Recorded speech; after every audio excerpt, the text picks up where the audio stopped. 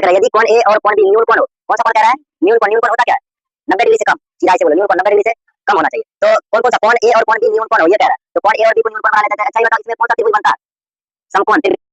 कौन सा समकोण त्रिभुज बनता है, जिसमें कि कह रहा है क्या ए और बी जो है क्या न्यून कोण, तो सी को बना दो समकोण, कोई दिक्कत भी है इसमें, तो कोई दिक्कत नहीं, क्योंकि ये बनाने के लिए बोला जाता है, सिर्फ बोला ए न्यून कोण और बी न्यून कोण है, तो न्यून कोण 90 से कम होना चाहिए, 90 तो स्ट्रेट बनता है, सीधा कोण होना चाहिए, तब बनता है 90। क्या हो गया बाबू तुमको, अब दिया गया है क्या, जहां कह रहा है क्या दिया है, जहां cos ए बराबर किसके है, cos बी के, तो सिद्ध करने के लिए बोला जा रहा है क्या कोण ए बराबर होगा किसके, कोण बी का, मतलब ये वाला कोण इसके बराबर होगा, ये सिद्ध करने के लिए बोला जा रहा है। आंसर यहीं पे है, तो किताब में आंसर कहां से होगा, आंसर यहीं पे दिया गया, कह रहा है सिद्ध करने के लिए कोण ए बराबर कौन है, कोण बी है, तो ये सिद्ध करना है, मतलब आंसर तो यही दिया गया, सिर्फ सिद्ध करना रह गया है। तो अब सोच आई स्क्वायर मत समझना कौन है। चलो तो देखो सबसे पहले जैसे कल हम बताए थे, सूत्र याद करने के बताए थे, लंब आधार तन के रूप में, तो क्या क्या बताए थे बताना, तो क्या बोले थे, लाल बटे कक्का, लाल बटे कक्का ये नहीं बोले थे। तो हम क्या बोले थे, इसको जो सीधा बनाते थे, पहला किसका साइन का, दूसरा कॉस का, और तीसरा टेन का, कॉट सेक कोसेक, क्या होता है कोसेक, ठीक है हो गया पूरा। तो अब इसमें बोला किसका गया देखना, तो इसका बोला गया कॉस का,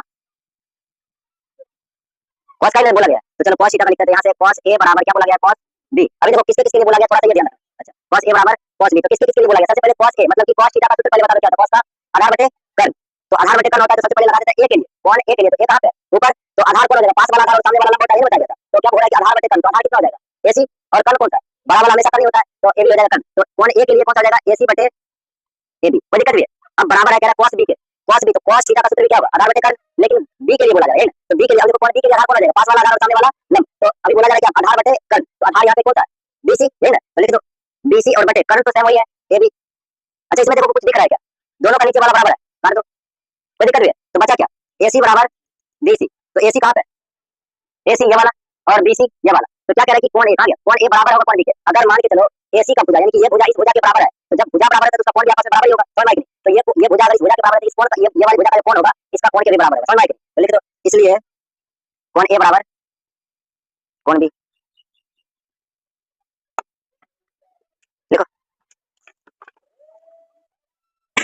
साइन क्या theta into 1 minus sine theta बटे 1 प्लस कॉस थीटा और इंटू 1 माइनस कॉस थीटा, यही ना दिया गया। चलो सबसे पहले एक त्रिभुज बना लेते हैं,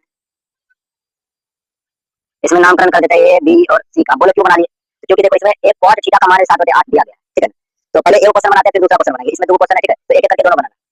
तो कॉट थीटा बराबर कितना दिया गया 7/8। अब देखो कि कॉट थीटा बराबर सूत्र क्या होता है, देखो आधार बटे लंब, तो मतलब किसका किसका मान दिया गया, आधार दिया गया और लंब दिया गया, तो लिख दो इसमें, तो किसी का मान बताया नहीं गया, तो हम इसको लंब मानते हैं 8 और ये हो गया 7, तो बचा कौन कर्ण, ये बचा कर्ण निकालना है। तो सबसे पहले कर्ण निकाल लो, इसके लिए क्यों कर्ण निकालेंगे ये भी समझो। यहाँ क्वेश्चन में क्या दिया गया साइन थीटा और कॉस थीटा, अब देखो साइन थीटा में भी करना आता है और कॉस थीटा में भी करना आता है, मतलब कर्ण निकालना जरूरी, समझ आ गया। तो सबसे पहले पाइथागोरस प्रमेय से कर्ण निकालो,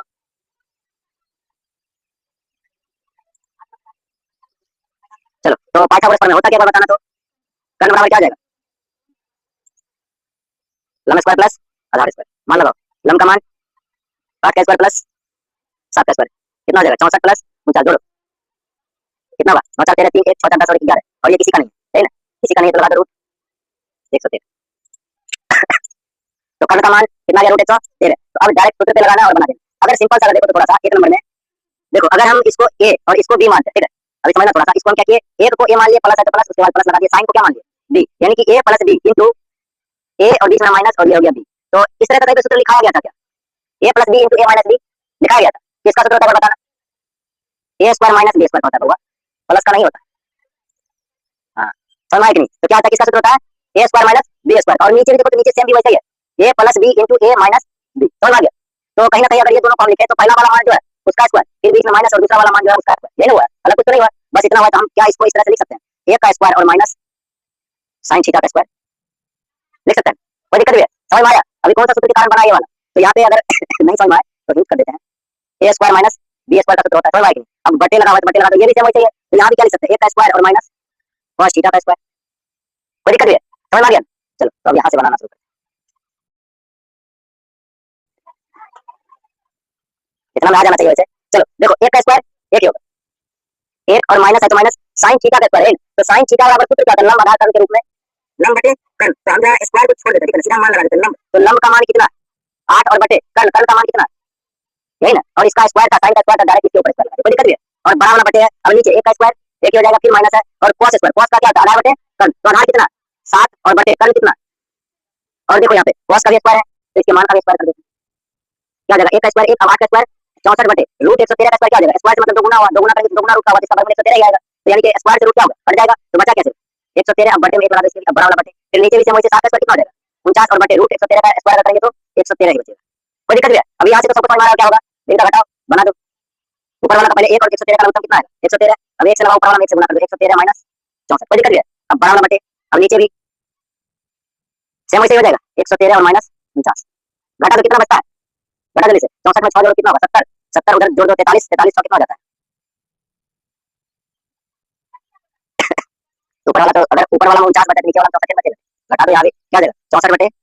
113। अब देखो कि डबल डबल बटे मारा है ना, तो इसको करना क्या, नीचे वाला भाग में ऊपर जाएगा तो गुना में, और ये गुना में तो ऊपर जाएगा तो भाग में, मतलब कि ये दोनों को अगर दोनों को नीचे या तो ऊपर जब भेजेंगे तो ऊपर भेजने का मतलब सीधा पलट जाएगा, कैसे पलट जाता है समझो, ये बड़ा वाला लाइन, लाइन का मतलब क्या होता है बटे, यानी कि भाग होता है, तो इसको अगर हम सीधा लिखते हैं ऐसे ही ना, तो दिन के भाग में अगर ज्यादा पलट जाता है तो पलट दिया जाएगा, यानी 113 ऊपर और 64 नीचे आ जाएगा। चलो तो वही करना है, तो ऐसा करो नीचे नीचे दोनों का बराबर है, तो भाई काट दे क्या, काट दो, कोई दिक्कत नहीं है, समझ में आया ना, तो अब जो बचा उसको लिख दो 49 बटे 64, है इतना आंसर, क्या बात है पर में से देखो कर्ण का मान निकालना पड़ेगा, तो कर्ण का मान निकालो पहले, क्या हो जाएगा वर्क मार दे क्या, नहीं वहां डायरेक्ट नहीं लिखना, तो लिख दो कर्ण निकालने तो कर्ण बराबर लिख दो,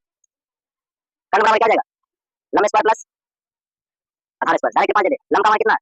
3 का स्क्वायर प्लस 4 का स्क्वायर कितना हो जाएगा 9 प्लस 16 और जोड़ो तो 25 और वर्गमूल कितना आ गया 5, 5। चलो अब जो है ना बनाना थोड़ा सा आसान है, देखो क्या कह रहा है, ये वाला इधर वाला साइड जो है कह रहा है दूसरा वाला के साइड के बराबर होगा, ये प्रूव करने के लिए बोला है, यानी कि ये हम क्या लिख सकते हैं एल एच एस और बराबर क्या कह रहा है आर एच एस,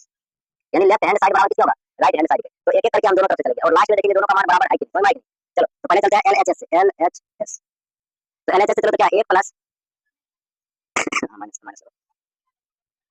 1 माइनस देखो tan स्क्वायर थीटा है ना, तो tan tan थीटा का मान क्या होगा अगर कौन एक अनुसार से चलेंगे, तो tan थीटा सबसे पहले tan थीटा का सूत्र क्या होता है लंब बटे आधार, ये होता है, तो लंब ए के लिए लंब कौन सा ये वाला और आधार ये वाला, तो लंब कितना 4 और बटे 3 ये होगा 4 बटे 3, तो लिख दो यहाँ पे tan का स्क्वायर है तो लिखो 4 बटे 3 का स्क्वायर, कोई दिक्कत नहीं है, फिर बड़ा वाला बटे लगाओ 1, फिर प्लस यहाँ भी tan स्क्वायर तो वही मान आएगा, और यहाँ भी a के लिए बोला जाए तो सेम मान आएगा, प्लस में लिखना आएगा। अभी क्या करना पड़ेगा देखो दिन का जोड़ दिन का घटाओ नहीं होगा 1 माइनस 4 बटे स्क्वायर पहले कर लो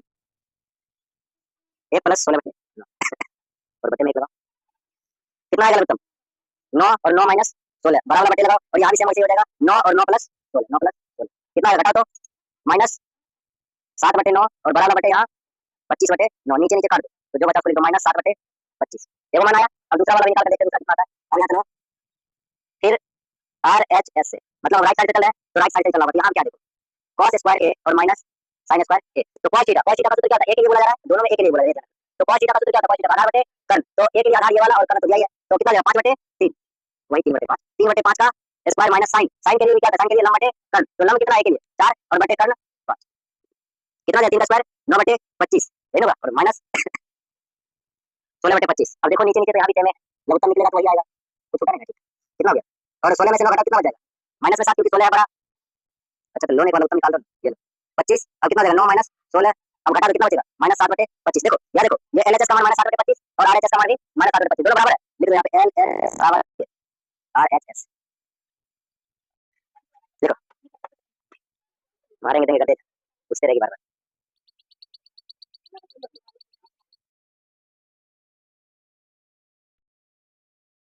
समकोण है तो कह रहा है क्या कि अगर tan a बराबर कितना 1 बटे रूट 3 है तो निम्नलिखित का मान क्या, यानी कि tan a का मान दिया हुआ है और बाकी सब का मान क्या कह रहा है निकालने के लिए, जैसे देखो एक मान दिया गया किसका sin a cos c plus cos a sin c, ये मान है, ये मान ये क्वेश्चन है और ये वाला मान दिया हुआ है। अभी देखो कि tan a मतलब कि कौन a के लिए बात कर रहा है, लेकिन tan थीटा बराबर सूत्र क्या होता है देखो tan थीटा बराबर लंब बटे आधार, तो मतलब लंब दिया हुआ है और क्या दिया हुआ है आधार, a के लिए देखो तो a के लिए लंब 3 और लंब 1, तो बचा कौन कर्ण, तो सबसे पहले कर्ण निकालना है क्योंकि sin और cos दिया है तो कर्ण का जरूरत पड़ेगा ही पड़ेगा, तो चलो निकालना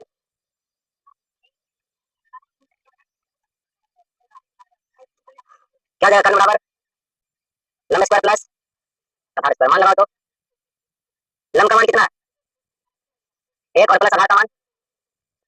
कितना देगा 1 प्लस 3 रूट 4 और वर्गमूल आया 2, हाँ वो तो पता चल रहा था वो कितना निकल रहा है, तो बोलने में क्या दिक्कत हो रहा है,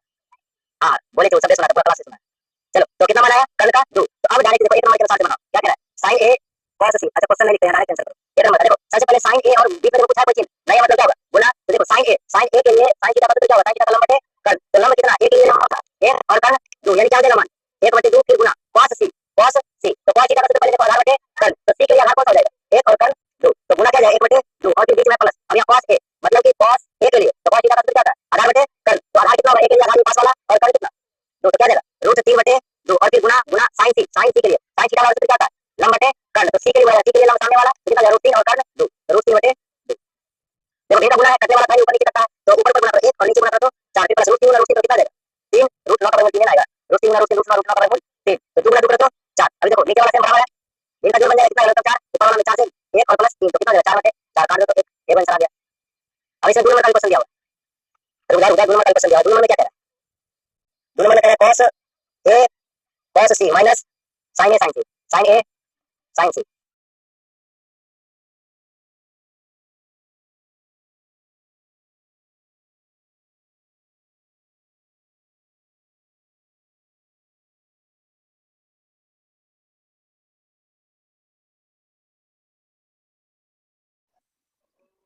10 नंबर में कह रहा है देखो इस बार त्रिभुज को चेंज कर दिया गया है पी क्यू समकोण है ठीक है क्यू और आर त्रिभुज चेंज हो गया इस बार पी क्यू आर पे आ गया है ठीक है। चलो देखो कह रहा है क्यू समकोण है और दिया गया इसमें दिया गया P R plus Q R बराबर कितना प्लस क्यू आर दोनों मिलाकर 25 सेंटीमीटर दिया गया और एक को मान दिया गया कौन सा पी क्यू बराबर 5 सेंटीमीटर। पी क्यू कहाँ पे है पी क्यू ये वाला मान दिया गया लेकिन ये और ये दोनों मान मिलाकर बताया गया कितना 25 सेंटीमीटर। तो क्या कह रहा है कि साइन पी कॉस पी और tan P sine P comma cos P और टेन पी ये तीनों का मान ज्ञात करने के लिए सबसे पहले देखो हमें साइन पी कॉस पी और टेन पी इसके लिए लंब आधार कर्ण तीनों मान चाहिए समझ में आएगी तीनों मान चाहिए लेकिन पर इसमें देखो एक मान दिया है कौन सा पी क्यू दिया गया 5 और उसके बाद ये दोनों ये वाला और ये वाला दोनों मान मिलाकर बताया गया। तो इसमें थोड़ा सा परिवर्तन करना होगा कि अगर हम किसी एक मान को कुछ मान लेते तो घटाएंगे तो दूसरा मान आ जाएगा। तो इसलिए क्या करना होगा किसी एक मान को क्या करना मान लेना ठीक है। तो वो वाला बड़ा है और ये वाला थोड़ा सा छोटा है तो मान लेते हैं माना कि क्यू आर बराबर एक्स कोई दिक्कत नहीं है क्यू आर का मान कितना मान लिए ये वाला एक्स मान लिए। तो अब देखो ये मान और ये मान दोनों मिलाकर बताया गया कितना 25। अगर मान के चलो एगो अभी मान लो कि यहाँ से यहाँ तक दिया गया 25 ठीक है पूरा मान दिया गया। अब इसमें मान लेते हैं कि एगो मान दिया गया 5 तो दूसरा का मान बोला जाए यहाँ से यहाँ तक ये मान निकालेंगे तो क्या हो सकता है क्या कर सकते हैं पूरा में से यानी पूरा में से एगो मान को क्या करेंगे घटाएंगे तो दूसरा मान आ जाएगा आएगा कि नहीं। तो वैसे देखो यहाँ से यहाँ तक पूरा है समझ आएगी नहीं। तो यानी कि पी आर और क्यू यहाँ तक में बोला गया कितना है 25 है एगो मान को हम क्या मान लिया एक्स तो क्या लिखना पड़ेगा 25 माइनस एक्स। अब घटने के बाद या घटेगा नहीं तो बचेगा क्या 25 माइनस एक्स यानी दूसरा ये जो करना आया कितना 25 माइनस एक्स। किसी को दिक्कत भी है समझ में आ गया इतना चलो समझ में आया तो डायरेक्ट बनाना पाइथागोरस पे और आंसर आने वाला है फिर आराम से मारेंगे नहीं वो करना छट जाएगा फिर समझा क्या बोलेगा फिर वो नहीं ये सत्य नहीं है ना